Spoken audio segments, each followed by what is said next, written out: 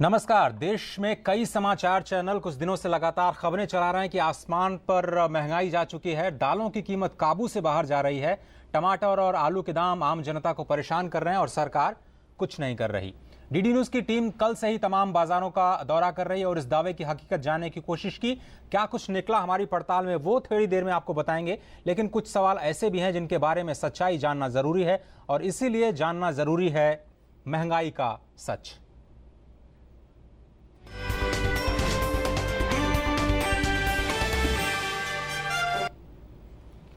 आप सभी का स्वागत है इस कार्यक्रम में। मैं हूं अजय मिश्र और मेरे साथ दो खास मेहमान जुड़ रहे हैं। तजामुल हक साहब जो कि कृषि अर्थशास्त्री यानी देश के जाने माने विशेषज्ञ, बहुत बहुत शुक्रिया इस कार्यक्रम में शामिल होने के लिए। साथ ही साथ हमारे साथ जुड़ रहे हैं प्रोफेसर धीरज शर्मा, IIM अहमदाबाद से जुड़े हैं, मैनेजमेंट गुरु के रूप में इनको जाना जाता है और प्रबंधन को लेकर के कहां पर मुश्किलें आ रही हैं उनसे समझने की कोशिश करेंगे। लेकिन सबसे पहले दिल्ली, रांची और लखनऊ में हमारे संवाददाताओं ने जमीनी हकीकत समझने की कोशिश की। आइए देखते हैं कि हमारी इस पड़ताल में क्या निकला है। चर्चा इसके बाद शुरू करते हैं। आपने टमाटर अभी खरीदा है यहाँ पर? हाँ। कैसा टमाटर बहुत महंगा तो नहीं है? नहीं, महंगा तो नहीं है। यहाँ भी टमाटर यहाँ पर है, टमाटर कैसे बेच रहे हैं आप? 10 रुपए किलो, ढेर आ रहा है, खूब आ रहा है। सबसे महंगी सब्जी कौन सी है? महंगा कुछ नहीं है, सब अभी सस्ता है। सब सस्ता है, कितना तक? मैक्सिमम 20 रुपए किलो तक। 20 रुपए है, शिमला 40 रुपए है। बस एक शिमला जो है वो 40 रुपए किलो, बाकी सब्जी सब जो 20 रुपए के नीचे है। टमाटर कैसे बेच रहे हैं यहाँ पर? टमाटर भी 20 रुपए। हमारा दुकान पर 20 रुपए और 12 रुपए बिक रहा है। दोनों तरह का टमाटर है, तो 12 रुपए से लेकर 20 रुपए तक। हाँ, 12 रुपए से। आपने अभी यहाँ पर टमाटर खरीदा, कैसे खरीदा? 12 रुपए। जी। टमाटर महंगा नहीं है ना? नहीं। टमाटर सीजन न होने की वजह से ये दाम बढ़ रहे हैं। 5 रुपए 10 रुपए किलो हैं, 20 रुपए आलू चल रहा है, 5 रुपए लौकी चल रही है, 5 रुपए 10 रुपए में भिंडी चल रही है। तो किस चीज़ की महंगाई कहें? टमाटर कहें तो टमाटर का सीजन नहीं है। महंगाई तो नहीं ज़्यादा लग रही है, इसके में हर चीज़ मिले, जो पहले नहीं मिलती थी वो अब मिल रही है। तो समय के हिसाब से हर चीज़ बढ़ी है, उस हिसाब से महंगाई भी बढ़ी। बाकी कोई ऐसी नहीं जिसके लिए हमें परेशान होना पड़े। दाल चावल अंडा चावल में महंगाई तो नहीं, लेकिन हाँ थोड़ी बहुत तो समय के साथ बढ़ती है। लेकिन कुछ चीज़ें कंट्रोल में भी हैं, जैसे प्याज था, पिछले साल बहुत महंगा था, कई सालों से इधर महंगा हुआ, इस साल नहीं महंगा हुआ। कुछ हम लोग के किचन की ज़रूरत की चीज़ें कुछ सस्ती हुई, कुछ महंगी, लेकिन ये तो सामान्य चलता रहता है, फिर भी बहुत आराम है। देखिए ऐसा है, महंगाई तो हर साल बढ़ती है, पर ऐसा भी नहीं है कि उस कदर महंगाई बढ़ी है कि हम मैनेज नहीं कर सकती है, क्योंकि जनरेशन भी चेंज हो रही है आजकल। सूखे की वजह से काफ़ी फसल पर भी नुकसान हुआ है, तो होता रहता है। ऐसा कोई खास मतलब फ़र्क नहीं पड़ा महंगाई का। जो चीज़ जिसको लेनी हो तो लेनी है, उसके लिए 5-2 रुपए नहीं देखता कोई। किचन में भी जो ज़रूरत की मिल रहा है वो तो चीज़ लेनी ही होती है, उसके लिए क्या महंगाई देखना है। मतलब सब कुछ बजट में ही है, कुछ ऐसा नहीं है कि बहुत ज़्यादा ऊपर है। बताइए टमाटर किस भाव बेच रहे हैं आप? 160 रुपए में कितने किलो टमाटर दे रहे हैं आप? 5 किलो। 5 किलो टमाटर आप 160 रुपए में बेच रहे हैं आप। अगर 1 किलो टमाटर तो कितने का होगा? ये 32 रुपए का बैठ रहा। ये बताइए कि आलू क्या भाव है आप? 90 का 5 किलो है। 90 का 5 किलो है। यहाँ आसपास के लोग, वसुंधरा और वैशाली के लोग आते हैं प्याज लेने? जी आते हैं आज 14-15 रुपए किलो ले जाते हैं। आप यहाँ सब्जी लेने आए थे या क्या क्या लिया आपने? हमने लिया है गोभी, बैगन, तोरी, टिंडा, अरबी। ये बताइए कि बैगन किस रेट से मिला? बैगन मेरे को मिला है 30 रुपए किलो। परवल खरीदा है। परवल किस रेट से मिला आपको? परवल मतलब 30 रुपए किलो भी मिल रहा है। हम और बात करेंगे यहाँ पर। आप लोग यहाँ सब्जी लेने आए थे, क्या क्या लिया आप लोगों ने? सब सारी सब्जियां लेनी है। तो एक टमाटर किस भाव लिया? टमाटर 40 रुपए किलो। तो क्या आपने खरीदा मैडम? आलू लिए हैं, प्याज लिए हैं और सारी सब्जियां लिए हैं। अब प्याज किस भाव मिला आपको? 15 रुपए किलो। हाँ। क्या क्या खरीदा आपने यहाँ से मंडी से? हमने शिमला मिर्च लिया है, हमने गोभी ली है और हमने प्याज लिया है। प्याज किस भाव मिला आपको? प्याज हमें 80 रुपए दड़ी मिला है। दड़ी मतलब 5 किलो 80? 5 किलो, हाँ जी। 5 किलो 80 रुपए का प्याज मिला। और टमाटर लिया क्या आपने? टमाटर भी लिया है। तो आपको लगता है यहाँ काफी सस्ता मिल गया आपको इसलिए?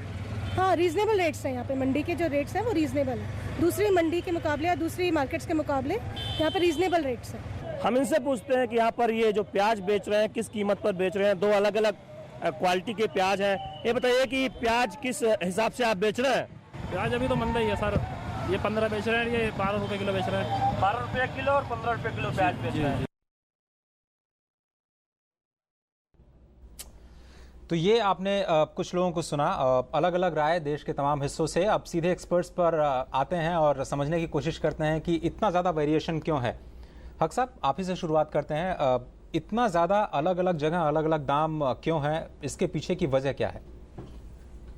पहली बात तो ये है कि जो वेरिएशन आप देख रहे हैं अलग अलग मंडियों पे अलग अलग प्रांतों में, एक तो आपको इमीडिएटली मिलेगा इकोनॉमिक फैक्टर कि जहाँ लोगों का डिमांड में कोई कॉन्स्टेंट नहीं है इनकम का, इनकम लेवल ज़्यादा है। अब दिल्ली के शहर में जो अपर क्लास है, दाम कुछ भी हो जाए वो तो खरीदते हैं, वो पूछते भी नहीं है मार्केट में जाके कि क्या दाम है। तो वहाँ दाम तो ज़रा सा भी स्कैर्सिटी हो, ज़रा सा भी शॉर्टेज हो किसी भी कहीं से आने में, तो वहाँ दाम बढ़ जाता है। तो लोगों को बहुत कुछ फ़र्क नहीं पड़ता। ये जरूर है, आप करें जैसे आपने कहा कि कुछ क्लास लोअर क्लास के लोगों को फ़र्क पड़ेगा, इसका पड़ता है। लेकिन अपर क्लास के लोग और जो ट्रेडर्स है या होलसेलर्स हैं वो टारगेट करते हैं अपर क्लास को। उनको पता है कि कुछ भी हम करेंगे 10 रुपया अगर बढ़ा दिए तो फर्क नहीं पड़ेगा, और कई दिन तक तो वो ऐसे मैनिपुलेट कर लेंगे। और उसके बाद जब सरकार बोलेगी नहीं तो गलत हो रहा है, और जैसे ही थोड़ा सा स्ट्रिक्टनेस दिखाएंगे सरकार, उस टाइम फिर थोड़ा कम भी हो जाता है। ये भी है। और लेकिन एक जो नॉर्मल सबसे इम्पोर्टेंट कारण है आज के दिन में मैं कहूँगा 3 है। एक तो है कि ओवरऑल प्रोडक्शन कम है टमाटर का। उसका कारण ये है कि कुछ प्रांत में जैसे महाराष्ट्र है, महाराष्ट्र में काफ़ी वेजिटेबल्स होते हैं, महाराष्ट्र है, कर्नाटका है, गुजरात है, राजस्थान के कुछ पार्ट्स में इतनी पानी की किल्लत रही है कि वहाँ तो लोगों को पीने की ही पानी नहीं है, तो कोई भी फसल के लिए दिक्कत आई है। तो खास करके इस तरह का सीजनल वेजिटेबल्स वगैरह जो ग्रो करते हैं उसके लिए भी पानी नहीं है। तो ऐसे मौके पे पानी मतलब फसल का नुकसान हुआ है। दूसरी बात यह है कि टेम्परेचर भी इतना हाई लेवल पे हो गया, हर जगह 2-2 डिग्री करके टेम्परेचर ज़्यादा था। तो इसी जगह पे जो थोड़ा बहुत किसी ने कोशिश भी किया फसल को बचाने का, वो बच नहीं पाया। तो अब क्या हो रहा है कि जो हिली एरियाज से फसल जो आते हैं खास करके समर वेजिटेबल्स वगैरह का, वो अब पहले टारगेट करते थे खाली दिल्ली को या बाकी और जगह को, अब टारगेट करने लगे महाराष्ट्र को भी, गुजरात को भी और आपके कर्नाटका को भी। तो अब ओवरऑल स्कैर्सिटी यहाँ और बढ़ गया। यहाँ स्कैर्सिटी ज़्यादा जब बढ़ जाता है और ख़ास करके कुछ ऐसे क्लास के लोग हैं जो फिर भी डिमांड करते हैं, तो दाम फिर बढ़ ही जाता है। तो एक सबसे बड़ा कारण है। दूसरा कारण ये है कि इस तरह का सिचुएशन जब होता है तो कुछ होर्डर्स लोग होल्ड करने भी लगते हैं, क्योंकि आजकल टमाटर की कीपिंग क्वालिटी भी अच्छी है, काफ़ी कई दिन तक रख सकते हैं, यानी 1 हफ्ता 10 दिन तक तो आप रख ही सकते हैं आराम से। शेल्फ लाइफ बढ़ गई। तो ऐसे मौके पे होर्डिंग करना भी थोड़ा सा आसान हो गया, खास करके सीजनल वीकली होर्डिंग जो है वो करके फिर आर्टिफिशियली 1 हफ्ता लोग दाम कमा लेते हैं, खूब अच्छा दाम, और फिर उसके बाद फिर से घटने लगती है। और तो ये बहुत ही सीजनल फैक्टर है। तीसरा कारण ये भी हुआ है कि पिछले वीक में आपने देखा होगा कि डीजल का प्राइस में भी थोड़ा सा बढ़ोतरी हुई है। पहले नहीं हो रही थी, पहले काफ़ी स्टेबल था। तो इस बढ़ोतरी के चलते भी ट्रांसपोर्टर अपने आप दाम बढ़ा देते हैं। जब दाम उनका बढ़ जाता है तो फिर जो होलसेलर से या उनको बहाना मिल जाता है। अगर 1 रुपया पर यूनिट खर्चा बढ़ता है तो फिर 10 रुपया वहाँ बढ़ा देते हैं। तो तीनों फैक्टर्स के कारण मेरे ख्याल से आज के दिन में इस तरह की स्थिति है। लेकिन ये मेरे हिसाब से टेम्पोररी स्थिति, टेम्पोररी मतलब थोड़े वक्त के लिए है, स्थिति सुधर जाएगी। बिल्कुल। अहमदाबाद चलते हैं, स्टूडियो में हमारे साथ हैं प्रोफेसर धीरज शर्मा, जो कि मैनेजमेंट गुरु हैं और IIM अहमदाबाद से संबंध रखते हैं। प्रोफेसर साहब, एक आम आदमी को समझ में नहीं आता है कि अलग अलग हिस्सों में इतनी सारी कीमतें क्यों हैं और इसके लिए जिम्मेदार कौन है। कुछ लोग इसको केंद्र सरकार को जिम्मेदार मानते हैं, कुछ लोग मौसम को जिम्मेदार ठहराते हैं। किसी भी कीमत के पीछे कितने लोग जिम्मेदार हो सकते हैं, थोड़ा सा हमें समझाएंगे सरल भाषा में?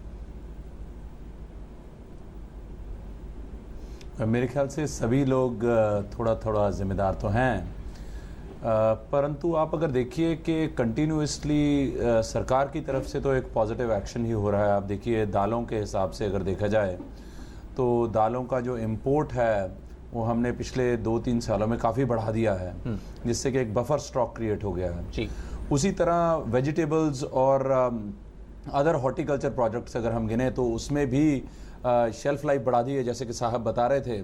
तो उसमें भी गवर्नमेंट एक स्टॉक कीपिंग तो कर ही रही है, परंतु मेरे ख्याल से जो सबसे बड़ा जो रीज़न है वो इन सब कीमतों का बड़ा होना, वो इस साल पर्टिकुलरली वो एक तो रबी क्रॉप थोड़ी ख़राब हो गई है।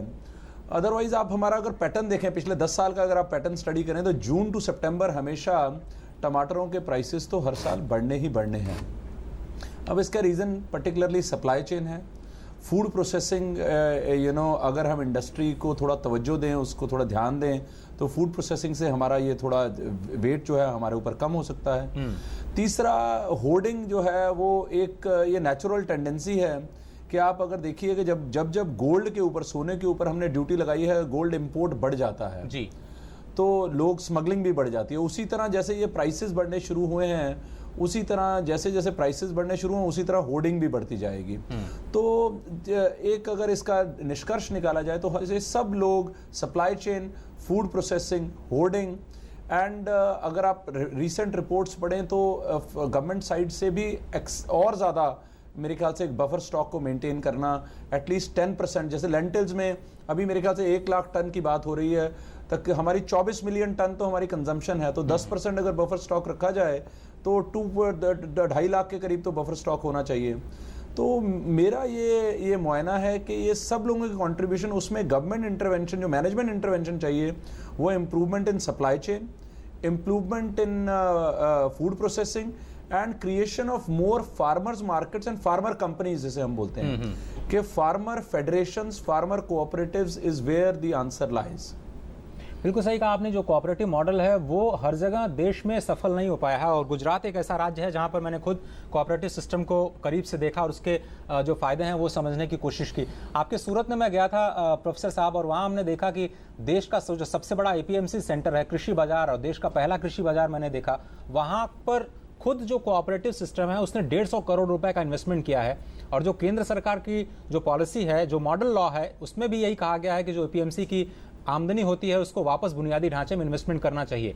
गुजरात का ये मॉडल, सूरत का ये मॉडल, जो कोऑपरेटिव का मॉडल है, वो देश के दूसरे हिस्सों में क्यों सफल नहीं हो पा रहा है? देखिए अजय जी, इसका सबसे बड़ा और बड़ा सिंपल रीजन है, वो है ट्रस्ट, विश्वास। ये एक बड़ा डीप रूटेड कल्चरल फैक्टर है। आप अगर कभी सुबह उठकर 5:30 बजे दूध की प्रोक्योरमेंट देखने जाएं तो आपको उसका बड़ा उदाहरण मिल जाएगा। एक कमरे के एक तरफ 28 रुपए प्रति लीटर का गांव वाले आकर दूध बेच रहे हैं, और दूसरी विंडो पर जाकर वही दूध वो अपने घर के लिए 5-6 लीटर बेच दिया, 1 लीटर उन्होंने 35 रुपए लीटर में खरीदा। क्यों?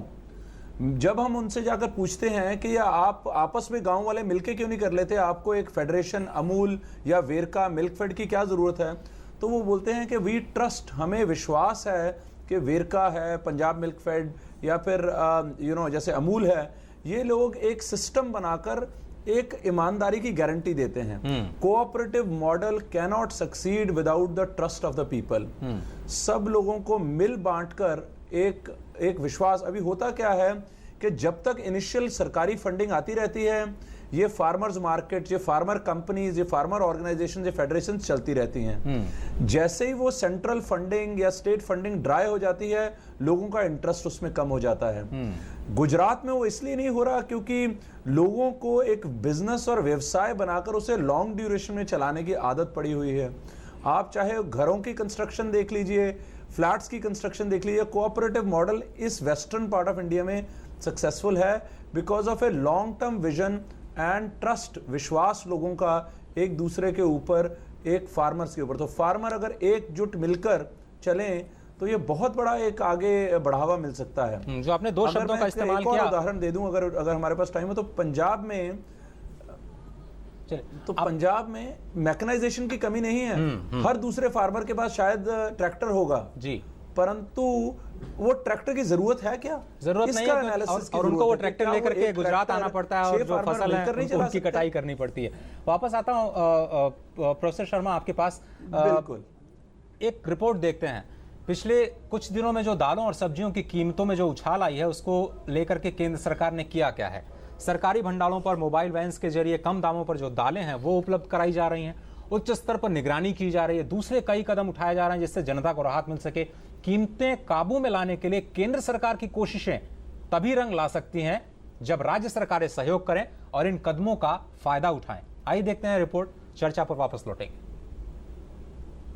लोगों को सस्ती दरों पर खाद्य पदार्थ, खासकर दालें और चीनी मुहैया कराने के लिए केंद्र सरकार लगातार कदम उठा रही है। पहले देश में दालों की कीमत पर काबू लाने की दिशा में केंद्र की ओर से कदम उठाए गए हैं और अब चीनी भी सस्ती दर पर मुहैया कराने के लिए सरकार ने चीनी पर निर्यात शुल्क लगा दिया है। इससे चीनी के दामों पर लगाम लगाने में मदद मिलेगी। बात अगर दालों की करें तो कुछ राज्यों में दालों की बढ़ी कीमत पर काबू लाने की दिशा में केंद्र सरकार की ओर से कई अहम कदम उठाए गए हैं। आजादी के बाद पहली बार देश में गेहूं और चावल की तर्ज पर दाल का बफर स्टॉक बनाने का फैसला किया गया है। अभी तक सरकार ने किसानों से खरीदकर 1,46,000 टन का बफर स्टॉक तैयार किया है। 1.5 लाख टन बफर स्टॉक की सीमा को अब बढ़ाकर 8 लाख टन कर दिया गया है। राज्य सरकारों के लिए इस बफर स्टॉक से 10,000 टन रिलीज भी कर दिया गया है। आइए आपको बताते हैं कि आखिर देश में खाद्य पदार्थों की कीमतें बढ़ने के कारण क्या हैं। इसके पीछे प्रमुख तौर पर 2 वजह हैं। पहला, सप्लाई और मांग में अंतर कम होना। दूसरा, कुछ कारोबारियों की ओर से की गई जमाखोरी। दालों की कीमतें काबू करने के लिए केंद्र सरकार लगातार कोशिश कर रही है, लेकिन इसमें असली काम राज्य सरकार को करना है। जब तक राज्य सरकारें अपने राज्यों में दालों की कमी पूरा करने के लिए केंद्र से सस्ती दाल खरीद कर मुहैया नहीं कराएंगी, तब तक जनता को फायदा नहीं पहुंचेगा। दूसरी बड़ी बात यह है कि राज्यों को ग्राहकों तक सप्लाई करने के लिए बुनियादी ढांचे को मजबूत करना होगा। राज्यों के जिम्मे जमाखोरों पर काबू पाना भी है, जो कीमतें बढ़ने के लिए जिम्मेदार हैं। देश में दालों की मांग और सप्लाई में 76 लाख टन का अंतर है, जिसे पूरा करने के लिए अतिरिक्त आयात की संभावनाएं तलाशने के लिए एक उच्च स्तरीय टीम जल्द ही उन देशों के दौरे पर जाने वाली है जहां से दाल का आयात किया जा सकता है। जानकार मानते हैं कि आयातित दालों के देश में आने और केंद्र के बफर स्टॉक के बाजार में उतरने से कीमतें काबू में आ सकती हैं। बात अगर सब्जियों की करें तो बारिश और कुछ स्थानीय कारणों से टमाटर जैसी सब्जियों के दामों में भी थोड़ी तेजी देखी गई है, जिसे काबू में करने की कोशिशें हो रही हैं। कुल मिलाकर केंद्र सरकार कीमतों पर हर संभव कोशिश कर रही है, लेकिन असल बात यह है कि अगर केंद्र को राज्य सरकारों का साथ न मिला तो कीमतों को कम करना कठिन होगा। शैलेंद्र मिश्र के साथ news night desk, DD news, Delhi. हक साहब, बड़ा सवाल यह है कि महंगाई के लिए केंद्र सरकार कितनी जिम्मेदार है और राज्य सरकारों की जिम्मेदारी कितनी बनती है। महंगाई के लिए अगर जनता को सीधे तौर पर जिम्मेदार ठहराना पड़े तो वो किसको ठहराना चाहिए? ज्यादा जिम्मेदारी किसकी है? सबसे ज़्यादा जिम्मेदारी मेरे हिसाब से रिसर्च इंस्टीट्यूशंस का है, जिन्होंने कोई ऐसी वैरायटी का डेवलप नहीं किया जिससे दालों का, जैसे कहा मैंने, कि यील्ड को बढ़ाया जाए। आज के दिन में दालों का जो एवरेज उपज है वो 6 क्विंटल 10 क्विंटल से नीचे है। मतलब किसी का 4 क्विंटल, किसी का 6 क्विंटल, किसी का मैक्सिमम 10 क्विंटल। ग्राम वगैरह का थोड़ा सा ज़्यादा है, लेकिन बाकी सबका। तो ये जब तक आप 2 गुना 3 गुना नहीं करेंगे, जिसकी पॉसिबिलिटीज है टेक्नोलॉजिकल इम्प्रूवमेंट से और एक्सटेंशन मैकेनिज्म को अगर स्ट्रॉन्ग करें तो उसके बिना नहीं हो सकता। दूसरी बात तो रिसर्च इंस्टीट्यूशंस को R&D को मजबूत करना पड़ेगा, सबसे पहली प्रायोरिटीज है इसका। दूसरी बात ये है कि अभी जैसा इन्होंने कहा, मैं तो सोच रहा था कि 4 से 5 मिलियन टन की कमी है, डेफिसिट है। अगर 7 million 76 lakh ton, 7.6 million ton है तो बहुत ह्यूज है। दुनिया से कहीं से भी आप कोशिश करेंगे उसको इम्पोर्ट करने का, इम्पोर्ट है ही नहीं, चीज अवेलेबल नहीं है। और है भी तो बहुत ऊंचे दाम पर, जैसे देखते हैं इंडियन डिमांड है, है ही नहीं सरप्लस। क्योंकि देखिए आपको तूर दाल, अरहर का दाल चाहिए, छोटे छोटे कंट्री, म्यांमार, कुछ तंजानिया, कुछ मोजाम्बिक, ऐसे कंट्रीज से छोटे छोटे कंट्रीज हमें मिलते हैं। जो ज़्यादातर दाल हम इंपोर्ट करते हैं वो कनाडा, ऑस्ट्रेलिया वगैरह से, वो मटर की दाल। और मटर की दाल तूर दाल का या बाकी चीज़ों का सब्स्टिट्यूट नहीं है। वो थोड़ा मिला के आप मटर के साथ चला सकते हैं उसको। तो ये एक बहुत बड़ा सीरियस कॉन्स्टेंट है। इसके लिए आपको लोकल लेवल पे ही, देश के अंदर ही प्रोडक्शन बढ़ाना पड़ेगा। तीसरी बात, इमीडिएट सोल्यूशन का, जहाँ उसमें टाइम जरूर लगता है थोड़ा बहुत, और इमीडिएट सोल्यूशन आपका है कि डी होर्डिंग ऑपरेशंस करें। थोड़ा बहुत बफर स्टॉक का जो आप कर रहे हैं, थोड़ा ही कर सकते हैं, क्योंकि सरप्लस ही नहीं है तो बफर स्टॉक कहाँ से करेंगे आप? क्रिएट कितना भी दाम देंगे आप, मार्केट प्राइस से ज़्यादा देके तो किसान से लेंगे नहीं।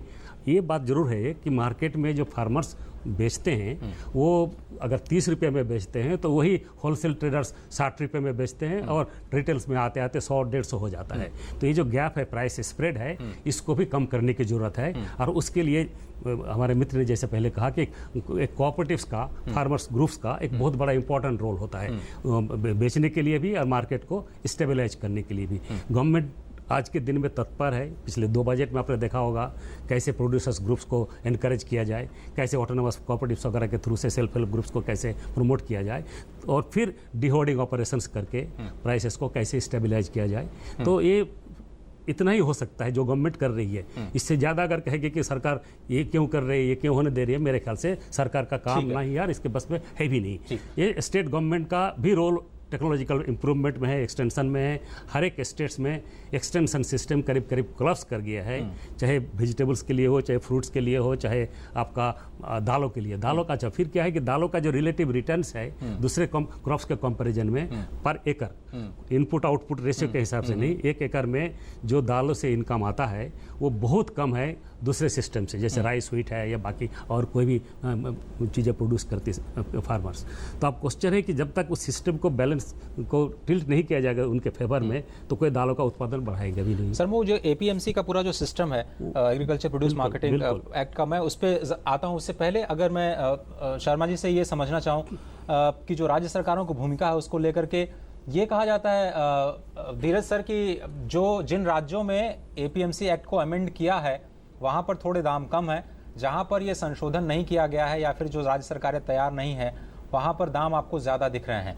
APMC एक्ट को संशोधित करना और कम से कम फलों और सब्जियों को इस पूरे कानूनी दायरे से बाहर निकाल कर कोई बाजार के हवाले करना, क्या ये इमीडिएट सोल्यूशन है?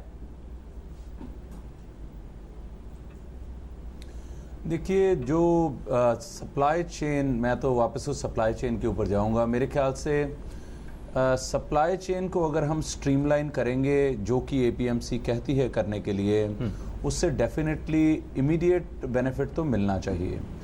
उसका रीज़न ये है कि आप इसको हम ट्रांजैक्शन कॉस्ट एनालिसिस बोलते हैं कि जितनी ज़्यादा ट्रांजैक्शंस बीच में पड़ती जाएंगी उतना ही ज़्यादा आपका एक्सपेंस बढ़ता जाएगा। आप जितनी ज़्यादा ट्रांजैक्शंस को कम करेंगे उतना ट्रांजैक्शन कॉस्ट कम हो जाएगा। तो मेरे हिसाब से एक तो ये बहुत ही इम्पॉर्टेंट फैक्टर है कि हम इसको कंसिडर करें कि हम आगे बढ़ाएं इस एक्ट की एप्लीकेशन को, और प्लस जो स्टेट गवर्नमेंट्स हैं वो अगर इसको अगर इम्प्लीमेंट करें और फोकस करें towards implementation of better supply chain model and encourage the farmer markets. जो फार्मर मार्केट्स हैं और फार्मर इंडस्ट्रीज, फार्मर कोऑपरेटिव्स हैं, उनको अगर एनकरेज करें तो इसका सोल्यूशन मिल जाएगा। बट मैं एक आपको सिंपल नंबर देता हूं कि सेंट्रल गवर्नमेंट एक ग्रांट प्रोवाइड कर सकती है और वो ग्रांट प्रोवाइड करती है। अगर आप स्टेट बाय स्टेट एनालिसिस लगाएं कि किस स्टेट ने मैचिंग ग्रांट दिया है, आपको उसका आंसर मिल जाएगा। जहां जहां स्टेट्स ने मैचिंग ग्रांट देकर उसकी इंप्लीमेंटेशन की है वहां पर इसका बेनिफिट काफी आगे मिला है। जहां जहां मैचिंग ग्रांट्स नहीं हुए वहां इसका बेनिफिट नहीं मिलेगा। तो सिंपल आंसर ये है कि state government and central government have to work hand in hand, एक साथ मिलकर उनको चलना है। और उनका रोल सिर्फ गाइडेंस का है। मैं फिर से रिपीट कर रहा हूं, सेंट्रल स्टेट गवर्नमेंट दोनों का रोल गाइडेंस का है। अल्टीमेटली ये farmers, farmer markets, farmer cooperatives and mandis, इन सब का मिश्रण मिलकर ही इस सोल्यूशन का इस समस्या का समाधान निकाल सकती है। आपने बिल्कुल सही कहा कि समस्या के समाधान के लिए सबको एक साथ आना होगा। साहब, इनाम जो योजना है, हम जो मंडियों को ऑनलाइन करने जा रहे हैं, क्या उससे कुछ इसका समाधान निकलेगा और क्या ये लॉन्ग टर्म सोल्यूशन है? सरकार की जो नीतियां हैं उसका डायरेक्शन शॉर्ट टर्म में और लॉन्ग टर्म में क्या आपको ठीक दिख रहा है? बिल्कुल ठीक है। ये लॉन्ग टर्म में जैसे पहले कहा आपने, एक मार्केट इंटीग्रेशन की बात जो हो रही है अभी, मार्केटिंग या नेशनल मार्केटिंग की जो बात हो रही है ना, एक्चुअली सारे इंपॉर्टेंट मार्केट्स को अगर आपने इंटीग्रेट ही कर लिया तो ये जो आपने प्राइस स्प्रेड देखा कि कहीं टमाटर 10 रुपये में बेच रहे हैं और कहीं 40 रुपये में, ये नहीं होगा। क्योंकि वो फिर मार्केट इन्फॉर्मेशन हर एक फार्मर को हर एक मार्केट से मिलेगा और वो ऑनलाइन ट्रेडिंग करेंगे। लेकिन इसके लिए फार्मर्स को थोड़ा सा अगेन सरकार का जो कदम है कि फार्मर्स ग्रुप्स बना दिए जाए सो दैट उनको एम्पावरमेंट हो और वो अपना डायरेक्टली ऑनलाइन ट्रेडिंग कर सके। तो इससे बिल्कुल सिचुएशन में इम्प्रूवमेंट होगा और काफ़ी होगा। दूसरी बात, इस सरकार की एक और भी एफर्ट्स है अभी कि APMC रिफॉर्म्स को कैसे पुश किया जाए। कुछ स्टेट्स ने थोड़ा बहुत किया है, ऐसा नहीं कि बिल्कुल नहीं हुआ है, लेकिन जिस तरह से होना चाहिए, चाहे कॉन्ट्रैक्ट फार्मिंग के रूप में हो, चाहे बाकी फीस वगैरह को कम करने के लिए हो, इंटरेस्ट रेट मूवमेंट में कमी जो रेस्ट्रिक्शंस उसको हटाने के लिए हो, तो इससे सेंट्रल और स्टेट गवर्नमेंट का अगर कोऑर्डिनेशन प्रॉपर हो जो कि होना चाहिए और सरकार सेंट्रल गवर्नमेंट कोशिश कर रही है, तो मेरे ख्याल से सिचुएशन में काफ़ी इम्प्रूवमेंट होगा और इस तरह का आपको वेरिएशन मिलेगा नहीं। इस तरह का वेरिएशन नहीं मिलेगा। वक्त हमारे पास इतना ही है। हक साहब, इस कार्यक्रम में शामिल होने के लिए आपका बहुत बहुत धन्यवाद। और प्रोफेसर धीरज शर्मा जी, आपका भी अहमदाबाद स्टूडियो से खासतौर पर इस कार्यक्रम में जुड़ने के लिए बहुत बहुत शुक्रिया और लगातार हम आपसे बातचीत यूं ही करते रहेंगे। फिलहाल आप दोनों मेहमानों को बहुत बहुत शुक्रिया, आप दर्शकों का भी शुक्रिया। कोशिश ज़रूर हमने की कि अगले जो 20-22 मिनट हमने आपके साथ बिताए उसमें ये समझाने की ज़रूर कोशिश करें कि जो महंगाई है, कुछ जो वस्तुओं में महंगाई है उसकी वजह क्या है और उसकी तह तक जाने की ज़रूर कोशिश की हमने। जाहिर तौर पर इतने कम वक्त में सारे पहलुओं पर चर्चा नहीं हो सकती, लेकिन लब्बुल-लुआब यही निकला कि जो नीतियां हैं, चाहे वो शॉर्ट टर्म में हो या लॉन्ग टर्म में, सही दिशा में जा रही हैं। फिलहाल इस कार्यक्रम में सिर्फ इतना ही। दीजिए इजाज़त, नमस्कार।